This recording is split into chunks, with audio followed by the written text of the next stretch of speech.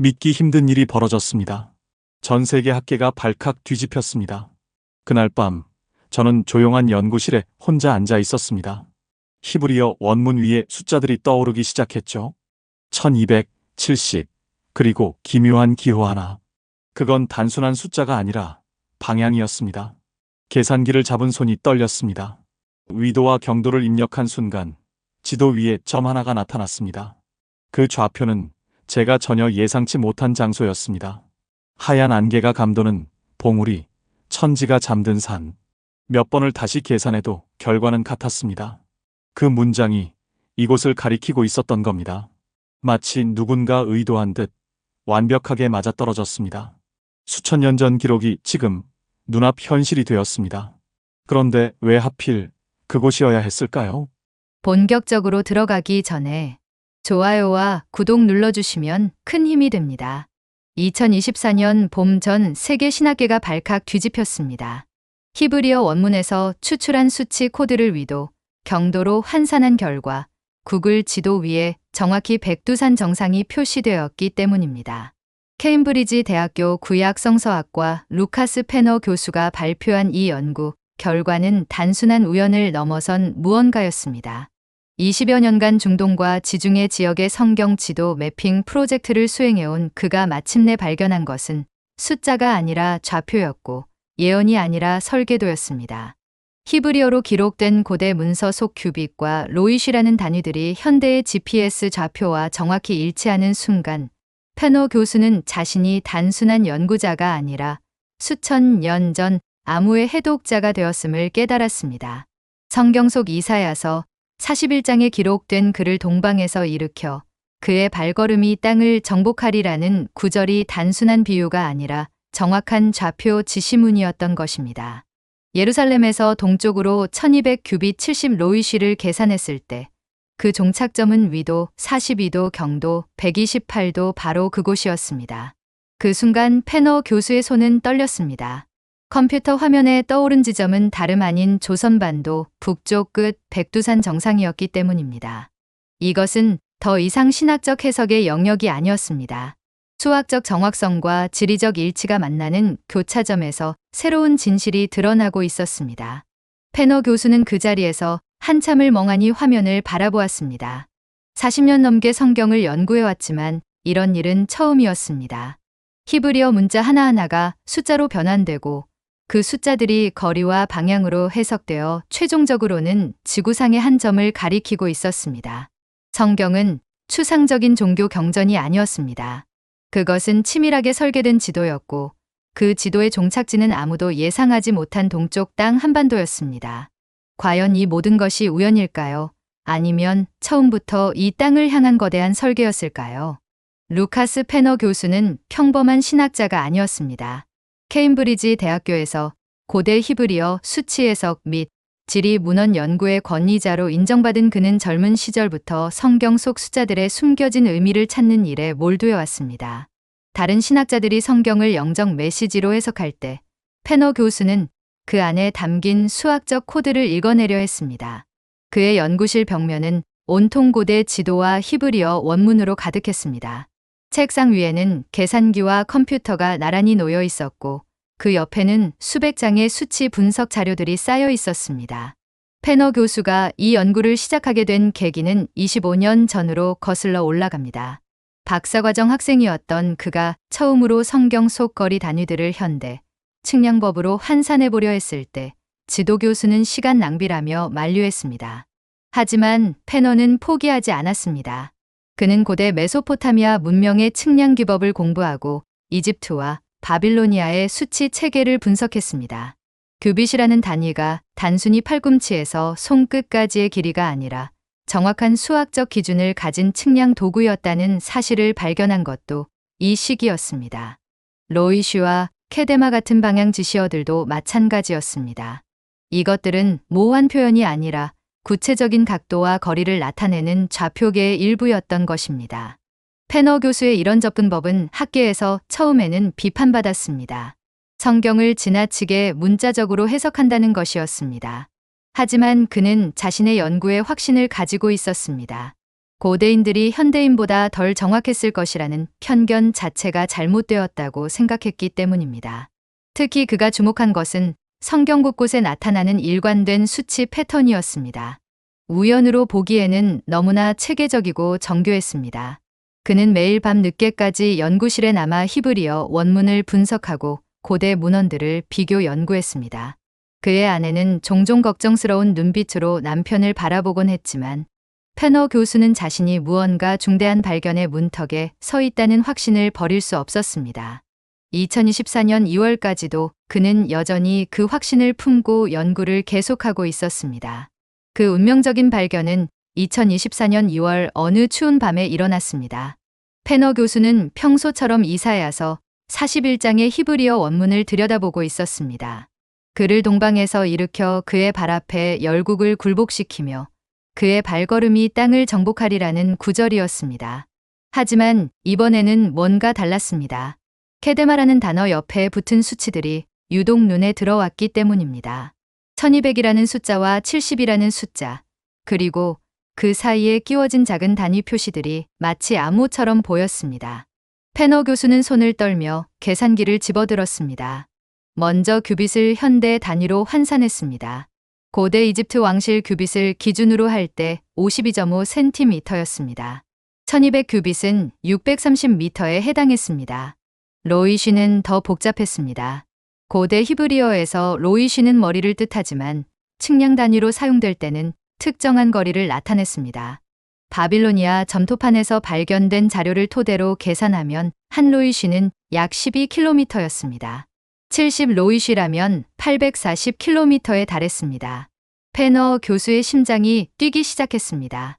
이 거리들을 예루살렘에서 동쪽 방향으로 적용하면 어디가 나올까요? 그는 서둘러 컴퓨터를 켰습니다. 예루살렘의 좌표는 위도 31.7도 동경 35.2도였습니다. 여기서 동쪽으로 840km를 이동한 지점을 계산해 보았습니다. 하지만 뭔가 맞지 않았습니다.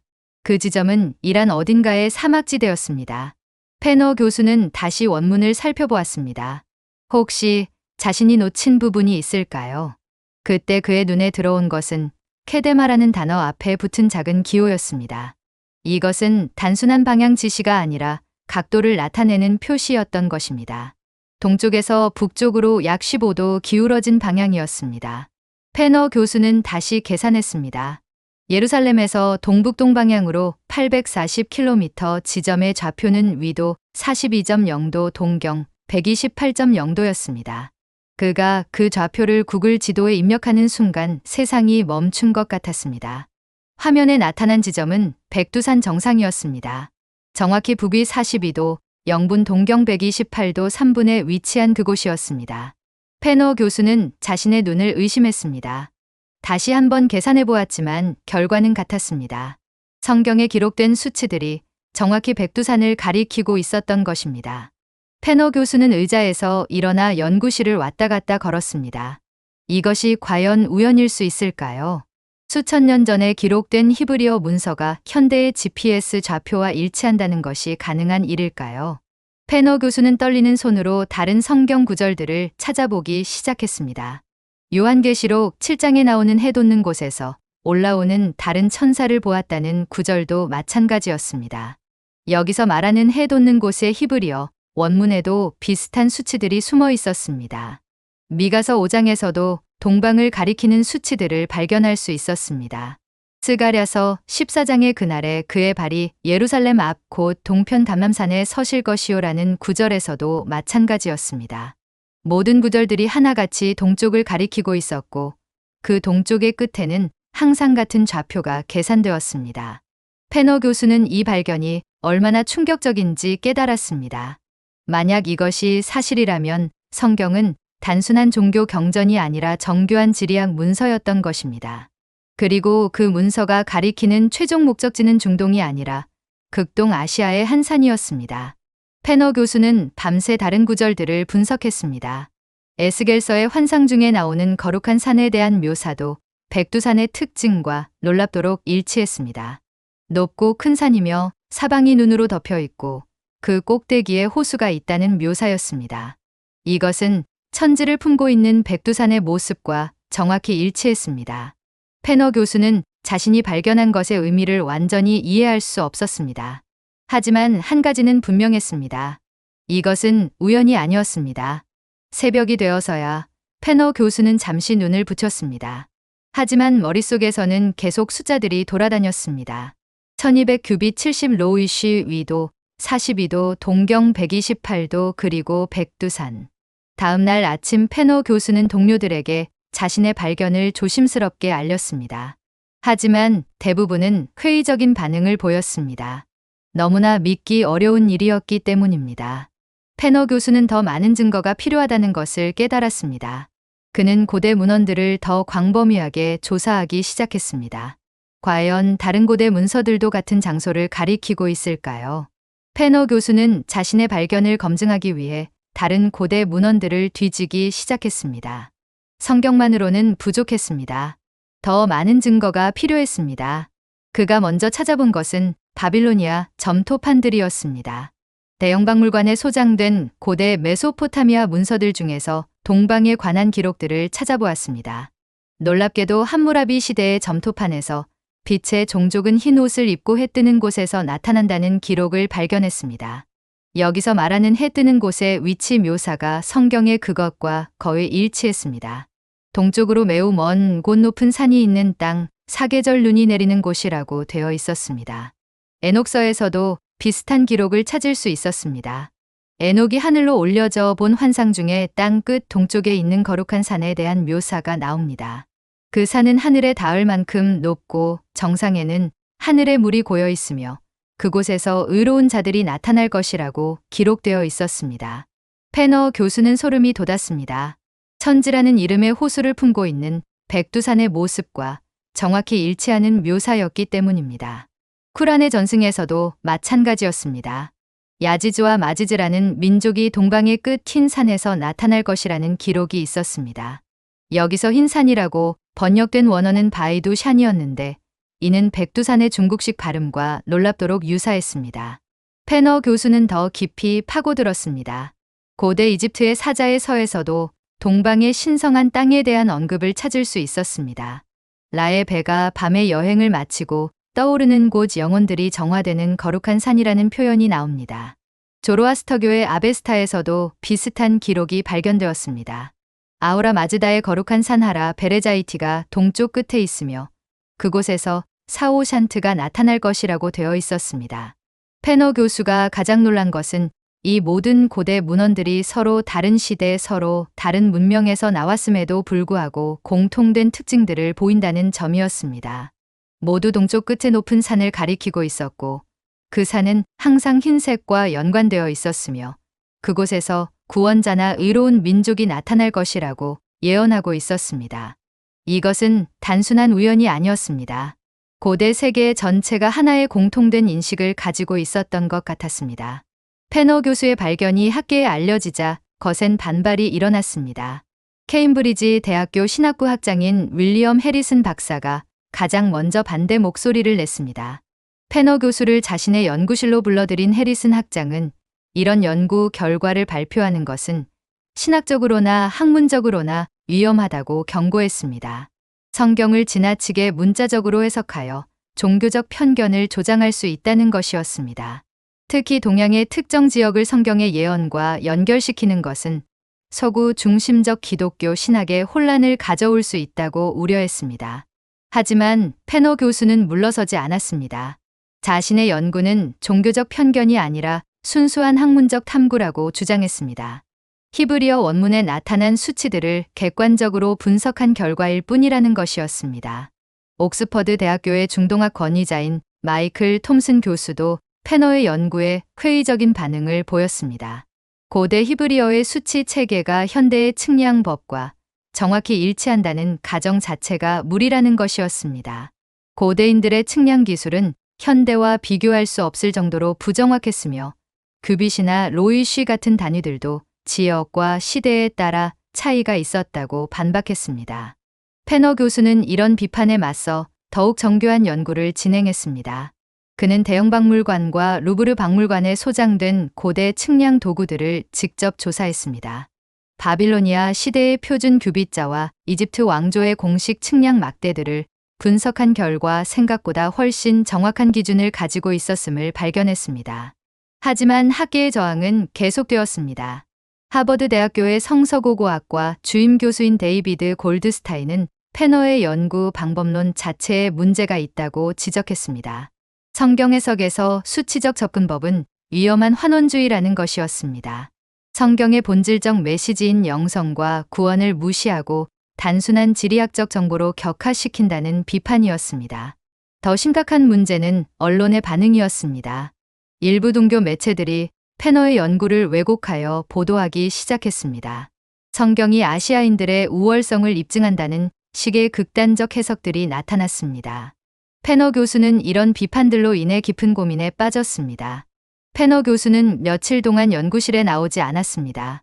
집에서도 식사를 제대로 하지 못하고 계속 고민에 빠져 있었습니다. 아내 엘리자베스는 남편의 변화를 걱정스럽게 지켜보았습니다. 평소 확신에 차 있던 페너 교수가 이렇게 흔들리는 모습을 본 적이 없었기 때문입니다. 페너 교수는 자신의 서재에서 성경을 다시 읽기 시작했습니다. 하지만 이번에는 숫자나 좌표를 찾으려 하지 않았습니다. 그저 하나님의 말씀으로서 성경을 읽으려 했습니다. 그러면서 자신에게 질문했습니다. 과연 하나님께서 성경을 통해 특정한 땅을 가리키려 하셨을까요? 아니면 자신이 너무 깊이 파고들어 본래의 의미를 놓치고 있는 것일까요? 어린 시절부터 교회에서 자란 페너 교수에게 성경은 단순한 연구 대상이 아니었습니다. 그것은 삶의 지침서였고 신앙의 근거였습니다. 하지만 학자가 된 후 그는 점점 성경을 학문적 텍스트로 바라보게 되었습니다. 히브리어 원문의 언어학적 분석에 몰두하면서 어느새 성경의 영적 의미를 간과하고 있었던 것은 아닐까요? 페너 교수는 자신의 스승이었던 레지널드 화이트 교수를 떠올렸습니다. 화이트 교수는 항상 학문과 신앙의 균형을 강조했습니다. 성경을 연구하되 그 속에 담긴 하나님의 마음을 잃지 말라고 가르쳤습니다. 하지만 페너 교수는 어느새 그 가르침을 잊고 있었습니다. 숫자와 좌표에만 매몰되어 정작 하나님께서 전하고자 하는 메시지를 놓치고 있었던 것입니다. 하지만 다른 한편으로는 자신의 발견이 우연일 수 없다는 확신도 있었습니다. 수천 년 전의 히브리어 텍스트가 현대의 GPS 좌표와 정확히 일치한다는 것이 단순한 우연일 리 없었습니다. 더욱이 여러 고대 문헌들이 모두 같은 지점을 가리키고 있다는 사실은 무엇을 의미하는 것일까요? 페너 교수는 기도하기 시작했습니다. 오랜만에 드리는 진정한 기도였습니다. 학자로서가 아니라 한 신앙인으로서 하나님께 지혜를 구했습니다. 자신의 연구가 하나님의 뜻에 맞는 것인지 분별하게 해달라고 간구했습니다. 그러던 어느 날 밤 페너 교수는 꿈을 꾸었습니다. 꿈속에서 그는 높고 흰 산 위에 서 있었습니다. 산 정상에는 맑고 깊은 호수가 있었고 그때 한 음성이 들렸습니다. 두려워하지 말라, 내가 찾는 것이 진리이니라. 그러나 그 진리를 어떻게 전할 것인지 지혜롭게 생각하라. 페너 교수가 고민에 빠져 있을 때 뜻밖의 방문자가 찾아왔습니다. 서울대학교 고고학과의 김태연 교수였습니다. 김 교수는 한국의 고대사 연구 분야에서 세계적인 권위자로 인정받는 학자였습니다. 그가 페너 교수의 연구 소식을 듣고 직접 런던까지 날아온 것이었습니다. 김 교수는 페너 교수를 만나자마자 놀라운 사실을 알려주었습니다. 한국에도 비슷한 기록들이 있다는 것이었습니다. 단군 신화에서부터 시작해서 고구려, 벽화, 삼국유사의 기록들에 이르기까지 서쪽에서 오는 성인들에 대한 예언이 곳곳에 남아있다고 했습니다. 특히 고구려 시대 안악사모분의 벽화에는 서역에서 온 사신들이 백두산을 향해 절하는 모습이 그려져 있었습니다. 김 교수는 자신이 가져온 자료들을 페너 교수에게 보여주었습니다. 조선왕조실록에 기록된 세종대왕 시절의 한 일화였습니다. 서역에서 온 한 승려가 백두산의 정확한 위치를 묻더니 그곳이 성경에 기록된 거룩한 산이라고 말했다는 기록이었습니다. 더욱 놀라운 것은 그 승려가 말한 백두산의 좌표가 페너 교수가 계산한 것과 정확히 일치한다는 점이었습니다. 김 교수는 또 다른 자료도 보여주었습니다. 고려 말기 이련이 쓴 삼국유사에 나오는 미래기라는 예언서의 일부였습니다. 거기에는 서방에서 빛이 와서 동방의 산과 만날 것이며 그때 새로운 세상이 열릴 것이라는 내용이 적혀 있었습니다. 페너 교수는 이런 자료들을 보며 자신의 연구가 결코 헛된 것이 아니었음을 깨달았습니다. 동서양의 고대 문헌들이 모두 같은 사실을 가리키고 있었던 것입니다. 김 교수는 페너 교수에게 제안했습니다. 함께 백두산을 직접 답사해보자는 것이었습니다. 문헌으로만 연구하는 것보다 실제로 그 땅을 밟아보면 더 많은 것을 알 수 있을 것이라고 했습니다. 페너 교수는 처음에는 망설였습니다. 학계의 비판이 두려웠고 자신의 연구가 더 큰 논란을 불러일으킬까 걱정되었습니다. 하지만 김 교수의 진지한 태도와 풍부한 자료들을 보며 마음을 바꾸었습니다. 두 교수는 함께 백두산 답사 계획을 세우기 시작했습니다. 김 교수는 중국과의 협력을 통해 허가를 받을 수 있는 방법을 알고 있었습니다. 페너 교수는 자신이 계산한 정확한 좌표와 측량 도구들을 준비했습니다. 마침내 그들은 출발 날짜를 정했습니다. 2024년 5월 첫째 주였습니다. 2024년 5월 3일 페너 교수와 김 교수는 베이징 공항에 내렸습니다. 중국 측 허가를 받기 위해 먼저 베이징에서 며칠을 머물러야 했습니다. 중국 사회과학원의 고고학연구소에서 백두산 연구에 대한 사전 브리핑을 받았습니다. 중국 학자들도 페너 교수의 연구에 관심을 보였지만 동시에 신중한 태도를 유지했습니다. 일주일 후 두 교수는 연길에서 전용차를 타고 백두산으로 향했습니다. 창밖으로 펼쳐지는 만주벌판을 바라보며 페너 교수는 가슴이 뛰었습니다. 수십 년간 책 속에서만 보던 이 땅을 직접 밟게 되었다는 사실이 믿어지지 않았습니다. 김 교수는 길 위에서 백두산의 역사와 전설들을 들려주었습니다. 고구려의 시조 주몽이 이곳에서 태어났다는 전설부터 조선시대 백두산 정계비 설치까지 수많은 이야기들이 이어졌습니다. 특히 김 교수가 강조한 것은 백두산이 단순한 산이 아니라 한민족의 정신적 고향이라는 점이었습니다. 이틀간의 여행 끝에 드디어 백두산 기슭에 도착했습니다. 페너 교수는 처음 본 백두산의 웅장함에 압도되었습니다. 해발 2,700m가 넘는 거대한 산체가 하늘을 찌를 듯 솟아 있었습니다. 정상 부근은 여전히 눈으로 덮여 있어 백두산이라는 이름의 의미를 실감할 수 있었습니다. 다음 날 아침 일찍 두 교수는 본격적인 측량 작업에 들어갔습니다. 페너 교수가 가져온 GPS 장비로 정확한 좌표를 확인해 보았습니다.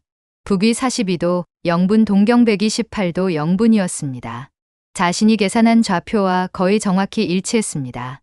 오차는 불과 10여 미터에 불과했습니다. 페너 교수는 손을 떨며 측량 결과를 다시 한번 확인했습니다. 정말로 성경의 수치들이 이곳을 가리키고 있었던 것입니다. 김 교수도 놀라움을 감추지 못했습니다. 수천 년 전의 고대 문서가 이렇게 정확할 수 있다는 것이 믿기 어려웠습니다. 두 교수는 백두산 정상의 천지까지 올라가 보기로 했습니다. 천지는 백두산 화구에 형성된 호수로 둘레가 14km에 달하는 거대한 칼데라 호수였습니다. 맑고 깊은 물빛이 신비로웠습니다. 페너 교수는 천지를 바라보며 에녹서에 나오는 하늘에 물이 고여있는 거룩한 산이라는 표현을 떠올렸습니다. 천지를 바라보며 서 있는 페너 교수의 눈에 눈물이 맺혔습니다. 수십 년간 연구실에서 히브리어 원문과 씨름해온 모든 시간들이 이 순간을 위한 것이었다는 생각이 들었습니다. 성경의 숫자들이 단순한 기록이 아니라 실제로 이 장소를 가리키는 정확한 좌표였다는 사실이 현실로 다가왔습니다. 김 교수는 페너 교수의 감정을 이해했습니다. 학자로서 평생의 연구가 이렇게 극적으로 증명되는 순간을 맞는다는 것이 얼마나 감격스러운 일인지 알 수 있었습니다. 두 사람은 한동안 말없이 천지를 바라보았습니다. 고요한 호수 위로 구름들이 천천히 흘러가고 있었습니다. 김 교수가 천지의 전설에 대해 이야기해 주었습니다. 옛날부터 이곳은 하늘과 땅이 만나는 곳이라고 여겨졌다고 했습니다. 단군이 하늘에서 내려온 곳이며 고구려 왕들이 하늘에 제사를 지내던 성스러운 장소였다고 전해집니다. 조선시대에도 많은 선비들이 이곳을 찾아와 하늘에 기도를 올렸다고 했습니다. 페너 교수는 이런 이야기들을 들으며 놀라지 않을 수 없었습니다. 동양의 전설과 서양의 성경이 모두 이 장소를 특별하게 여기고 있었던 것입니다. 김 교수는 천지 주변에서 발견되는 고대 유물들을 보여주었습니다. 고구려 시대의 제단 터와 조선시대 순례자들이 쌓은 돌탑들이 곳곳에 남아 있었습니다.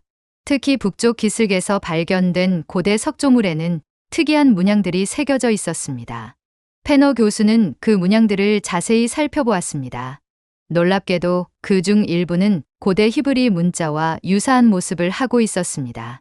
특히 야훼를 상징하는 사각형 문양과 비슷한 것들이 여러 개 발견되었습니다. 이것은 단순한 우연일까요? 아니면 정말로 고대의 서아시아와 동아시아 사이에 어떤 연결고리가 있었던 것일까요? 두 교수는 이틀 동안 백두산 일대를 샅샅이 조사했습니다. 측량 장비로 정확한 위치를 재확인하고 주변의 지형과 유적들을 기록했습니다. 모든 데이터가 페너 교수의 계산을 뒷받침했습니다.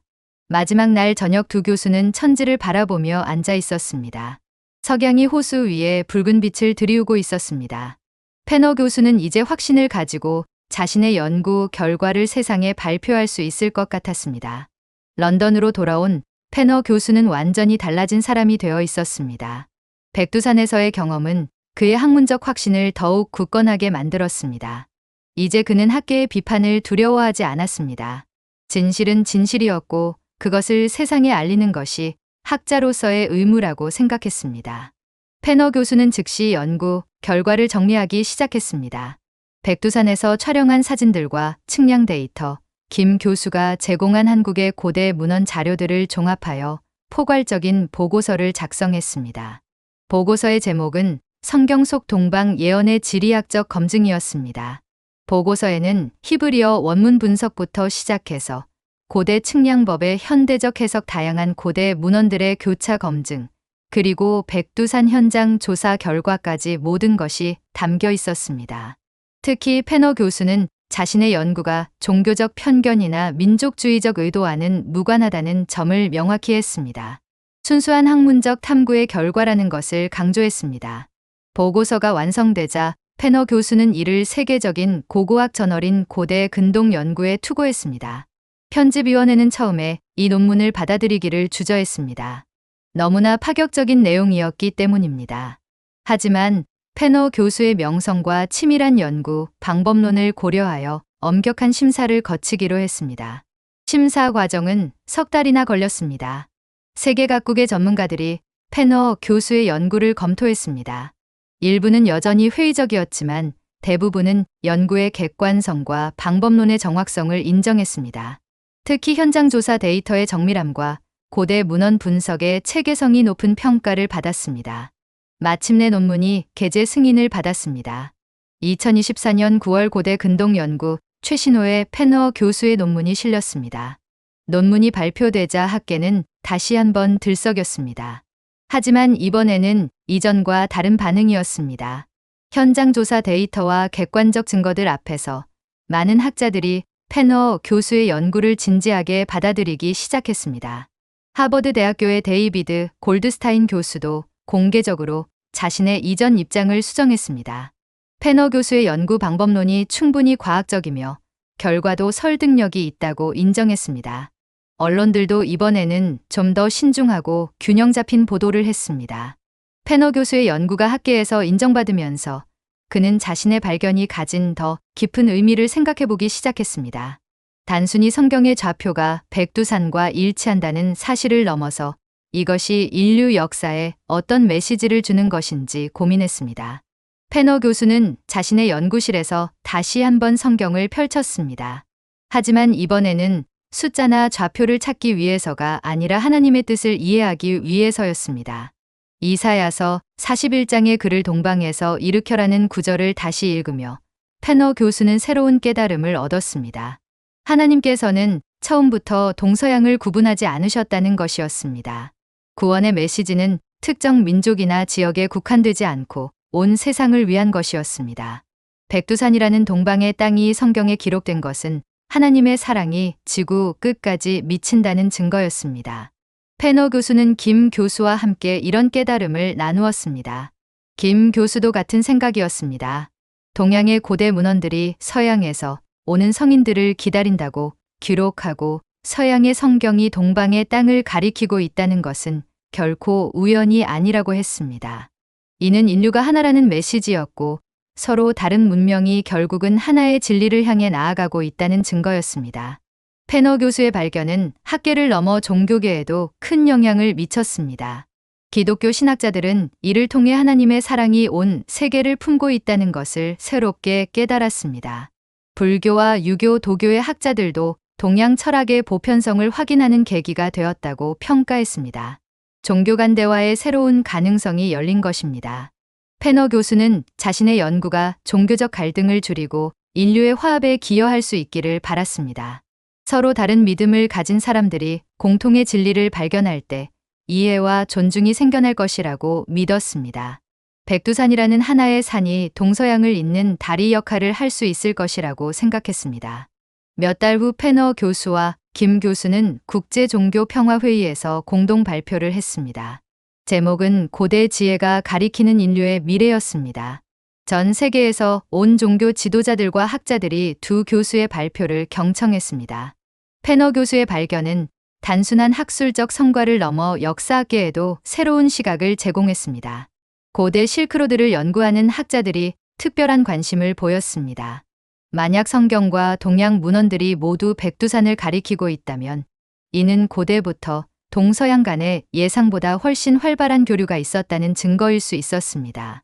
중국의 고고학자들은 한나라 시대 장건의 서역 원정 기록을 다시 검토하기 시작했습니다. 장건이 남긴 기록 중에 서역 끝에 있는 거룩한 산에 대한 언급이 있었는데 그 산의 위치가 백두산과 일치한다는 새로운 해석이 나왔습니다. 로마 제국의 동방 원정 기록에서도 비슷한 내용들이 발견되었습니다. 트라이아누스 황제 시대의 문서에는 동방 끝에 있는 신성한 장소에 대한 언급이 나오는데 이것이 백두산을 가리키는 것일 수도 있다는 주장이 제기되었습니다. 페너 교수는 이런 새로운 발견들에 흥미를 느꼈습니다. 자신의 연구가 단순히 성경 해석에 그치지 않고 인류 문명사 전체에 새로운 관점을 제공할 수 있다는 가능성을 보았습니다. 김 교수와 함께 고대 교영로 연구에도 참여하게 되었습니다. 특히 주목받은 것은 고구려 벽화에 나타나는 서역 사신들의 모습이었습니다. 안악사모분 벽화에 그려진 인물들의 복장과 지니고 있는 물건들을 자세히 분석해 보니 중동 지역의 것들과 놀랍도록 유사했습니다. 이는 고대의 중동과 한반도 사이에 직접적인 교류가 있었을 가능성을 시사했습니다. 몽골의 유목민 연구자들도 흥미로운 자료를 제공했습니다. 몽골 고원에서 발견된 고대 비석들 중에 동쪽과 서쪽의 성지를 연결하는 길에 대한 기록이 있었습니다. 그 길의 종착점이 백두산 지역으로 추정된다는 것이었습니다. 인도의 불교 학자들은 현장법사의 서유기를 재검토했습니다. 현장이 인도에서 중국으로 돌아오는 길에 동북쪽의 거룩한 산에 대해 언급한 부분이 있는데 이것이 백두산일 가능성이 높다고 보았습니다. 페너 교수는 이 모든 자료들을 종합하여 새로운 가설을 세웠습니다. 고대 세계에는 우리가 생각하는 것보다 훨씬 광범위한 종교적 네트워크가 존재했다는 것입니다. 서쪽의 예루살렘에서 시작해서 동쪽의 백두산에 이르는 거대한 영적 축이 있었고 이를 따라 다양한 문명들이 교류했다는 가설이었습니다. 페너 교수의 연구가 절정에 달했을 때 예상치 못한 반전이 일어났습니다. 이스라엘의 고고학자 라헬 골드만 박사가 새로운 발견을 들고 나타난 것입니다. 골드만 박사는 사해 근처에서 발견된 고대 문서를 가져왔는데 이 문서에는 페너 교수의 해석과 완전히 다른 내용이 담겨 있었습니다. 골드만 박사에 따르면 페너 교수가 해석한 규빗과 로이시라는 단위가 실제로는 시간을 나타내는 것이었다고 주장했습니다. 고대 히브리어에서 거리 단위와 시간 단위가 같은 용어로 사용되는 경우가 많았다는 것이었습니다. 만약 이것이 사실이라면 페너 교수의 모든 계산이 잘못된 것이 될 수 있었습니다. 페너 교수는 처음에 이를 받아들이기 어려워했습니다. 수년간의 연구와 백두산에서의 경험이 모두 헛된 것이 될 수도 있었기 때문입니다. 하지만 학자로서의 양심상 골드만 박사의 주장을 무시할 수는 없었습니다. 그는 즉시 골드만 박사와 함께 새로운 해석 작업에 착수했습니다.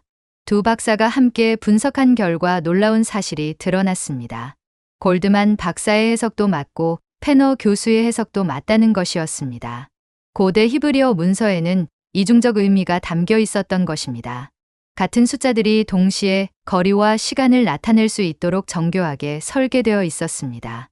골드만 박사의 시간 해석에 따르면 그 수치들은 메시아가 나타날 때를 가리키고 있었습니다.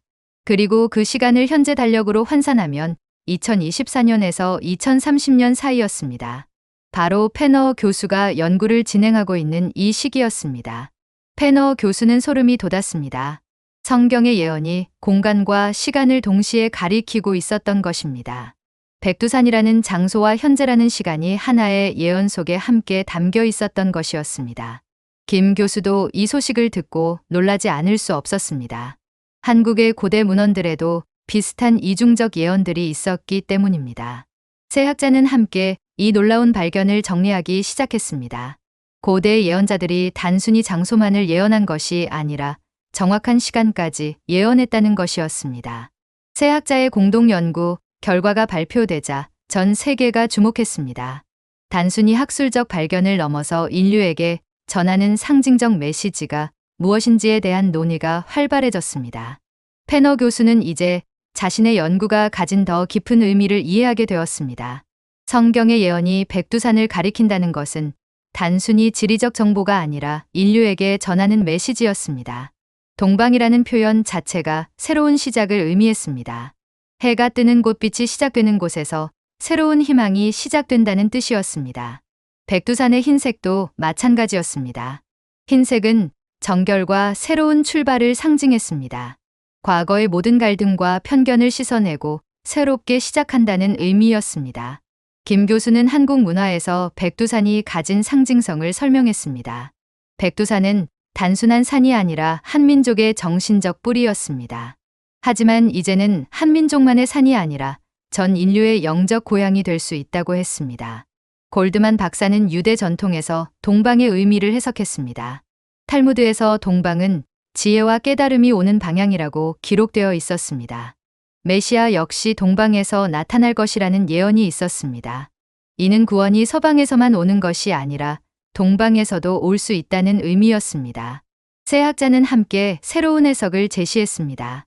고대의 예언들이 가리키는 것은 특정 민족이나 종교의 우월성이 아니라 모든 인류의 화합이라는 것이었습니다.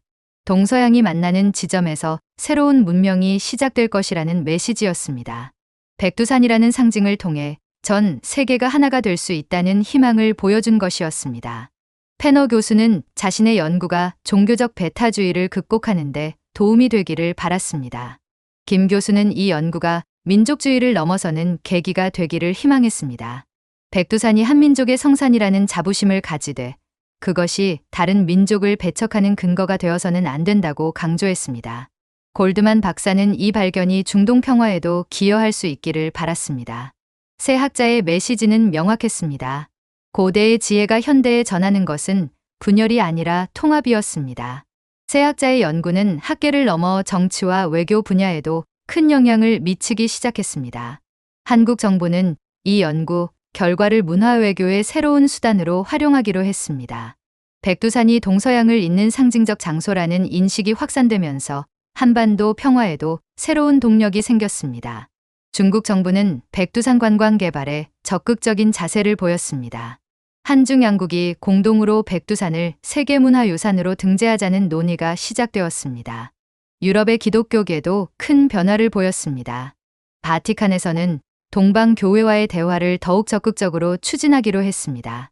교황청은 페너 교수의 연구가 동서교회 통합의 중요한 계기가 될 수 있다고 평가했습니다. 이슬람 세계의 반응도 흥미로웠습니다. 이란의 종교 지도자들은 이 연구가 아브라함 종교들 간의 대화에 도움이 될 것이라고 평가했습니다. 사우디아라비아와 터키의 이슬람 학자들도 코란과 성경이 공통의 메시지를 담고 있다는 점에 주목했습니다. 불교계의 반응은 더욱 적극적이었습니다. 달라이 라마는 이 연구가 모든 종교의 근본적 일치를 보여주는 증거라고 평가했습니다. 일본과 태국의 불교 지도자들도 백두산을 동양 정신문화의 상징으로 받아들이기로 했습니다. 학술적 파급 효과도 컸습니다.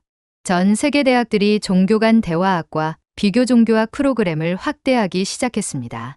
하버드 대학교는 페너 교수를 초청하여 특별 강좌를 개설했습니다. 옥스퍼드와 케임브리지도 동서양 고대 문헌 비교 연구 센터를 설립하기로 했습니다. 언론계도 이 이야기에 주목했습니다. 여러 방송사에서 백두산과 성경 예언을 주제로 한 다큐멘터리 제작에 들어갔습니다. 출판계에서도 관련 도서들이 연이어 출간되었습니다. 페너 교수가 직접 쓴 좌표를 넣었더니 그 장소가 나왔습니다라는 책이 베스트셀러가 되었습니다. 관광업계의 변화도 눈에 띄었습니다. 백두산을 찾는 외국인 관광객이 급증했습니다. 특히 서구의 기독교도들과 중동의 종교인들이 순례 목적으로 백두산을 방문하는 경우가 많아졌습니다. 이 모든 변화 속에서 페너 교수는 자신의 연구가 예상보다 훨씬 큰 영향을 미치고 있다는 것을 실감했습니다. 연구가 전 세계적인 반향을 일으키면서 페너 교수는 깊은 성찰의 시간을 가졌습니다. 자신이 단순히 학문적 호기심으로 시작한 연구가 이렇게 큰 변화를 불러일으킬 줄은 꿈에도 생각하지 못했습니다. 그는 자신의 삶을 돌아보며 이 모든 일이 과연 우연이었을까 하는 의문을 품게 되었습니다. 페너 교수는 어린 시절을 떠올려 보았습니다. 교회에서 자란 그에게 성경은 늘 친숙한 존재였지만 당시에는 그저 도덕적 교훈을 주는 책 정도로 여겼습니다.